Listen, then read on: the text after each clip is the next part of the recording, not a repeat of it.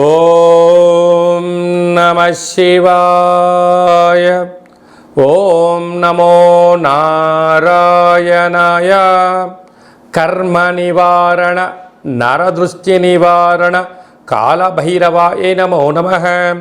ఓం దిగంబరాయ విద్మహే అశ్వవాహనాయ ధీమహి తన్నో శ్రీ ఉన్మత్త కాళభైరవ శ్రీ వారాహి శక్తి దేవ్యై నమోస్తుతే.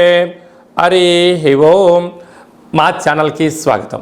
చూస్తున్న వీక్షకులకు ప్రేక్షకులకు ప్రియ కాళభైరవ భగవద్బంధులకి స్వాగతం పలుకుతూ మమ్మల్ని ఎంతగానో ఆదరిస్తూ ఉండబడినటువంటి ప్రియ సోదర సోదరీమణులకు స్వాగతం పలుకుతూ అందరిపైనను శ్రీ ఉన్మత్త కాళభైరవ స్వారికి ఆశీస్సులను కోరుకుంటూ ఎవరి గృహంలో కూడా కలతలు లేకుండా అష్ట కష్టాలు లేకుండా అష్ట ఐశ్వర్య ప్రాప్తిని కలిగించాలని కోరుకుంటూ వారు విద్యార్థులైతే విద్యార్థులు విద్య, ఉద్యోగస్తులైతే ధనము, వ్యాపారస్తులైతే వ్యాపార ఆకర్షణ కలిగి అన్నింటా విజయం సాధించాలని ప్రార్థన చేస్తూ కాళభైరవ స్వామి వారిని ఆశీర్వదించమని మనసారా కోరుకుందాం. 1వ తారీఖు 7వ నెల 2024 నుండి 15/7/2024 వరకు పుట్టినటువంటి వారందరికీ కూడా ముందస్తుగా జన్మదిన శుభాకాంక్షలు. గతంలో వివాహం చేసుకున్న వారికి వివాహ వార్షికోత్సవ శుభాకాంక్షలు. ద్వాదశ రాశుల్లో గ్రహ గమనాన్ని ఒకసారి వీక్షింపచేద్దాం. మేషరాశిలో కుజ భగవానుడు స్వక్షేత్ర సంచార స్థితి, వృషభ రాశిలో దేవగురు బృహస్పతి సంచార స్థితి, మిథున రాశిలో రవి శుక్ర సంచార స్థితి, కర్కాటక రాశిలో బుధ సంచార స్థితి, కన్యరాశిలో కేతు సంచార స్థితి, కుంభరాశిలో శని భగవానుడు స్వక్షేత్ర సంచార స్థితి, మీనరాశిలో రాహు సంచార స్థితితో ద్వాదశ రాశుల్లో గ్రహ గమనాలు ఈ విధంగా ఉన్నాయి.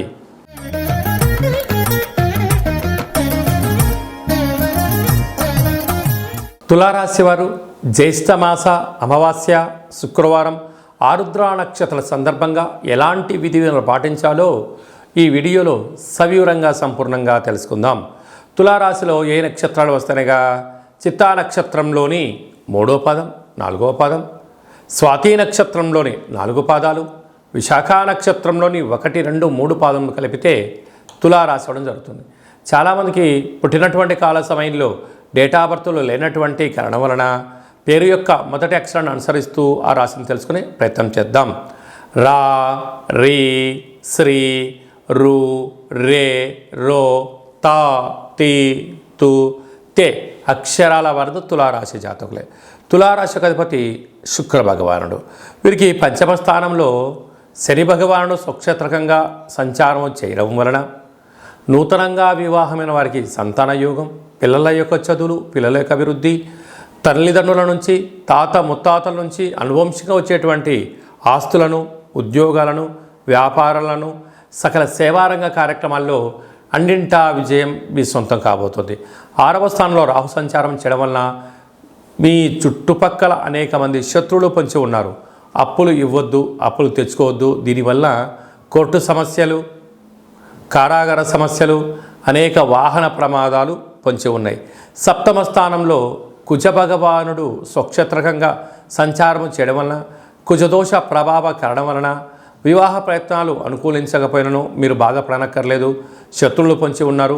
మీ జన్మ నక్షత్రం రోజున పూర్ణిమ, అష్టమి, అమావాస్య తిథుల యందున దూర వాయు జల ప్రయాణాలు పెట్టుకోకపోవడం ఉత్తమోత్తంగా భావించగలగాలి. 8వ స్థానంలో గురు సంచార స్థితి ఉండడం వలన రుణ సమస్య, రోగ సమస్య, శత్రు సమస్యలు పొంచి ఉన్నాయి. తస్మాత్ జాగ్రత్త. భాగ్యస్థానంలో ఏడాది తర్వాత రవి భగవానుడు మిథున రాశిలో శుక్రుడితో కలిపి సంచారం చేయడం వలన భార్యాభర్తల మధ్య అన్యూన్యత, ప్రేమికుల మధ్య సయోధ్య, పార్ట్నర్షిప్ వ్యవహార కార్యక్రమాల్లో సమన్వయం చాలా అవసరం అని చెప్పి గుర్తుపెట్టుకోవాలి. రాజ్యస్థానంలో బుధ భగవానుడు సంచారం చేయడం వలన వృత్తులలో, ఉద్యోగాల్లో, వ్యాపారాల్లో మీ మేధా సంపత్తికి ధనం విపరీతంగా రాబోతుందని చెప్పి గమనించాలి.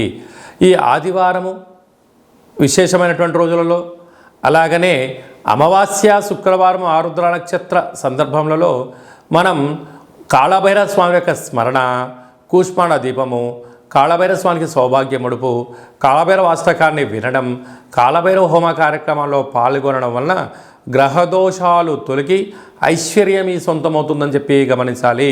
కనుక స్వయం వృత్తులు, సేవా రంగాలు, సాఫ్ట్వేరు, హార్డ్వేరు, ఉద్యోగస్తులు, గృహ భవన నిర్మాణ కార్యక్రమాలు చేసేటువంటి వారు, వ్యవసాయ సోదరీమణులకు చాలా మంచి కాలము అని చెప్పి గమనించాలి. ఈ వీడియో మీకు నచ్చితే ఇలాంటి మరిన్ని వీడియోల కోసం మా ఛానల్ని సబ్స్క్రైబ్ చేయండి, లైక్ చేయండి, కామెంట్ చేయండి, షేర్ చేయండి. Thank you.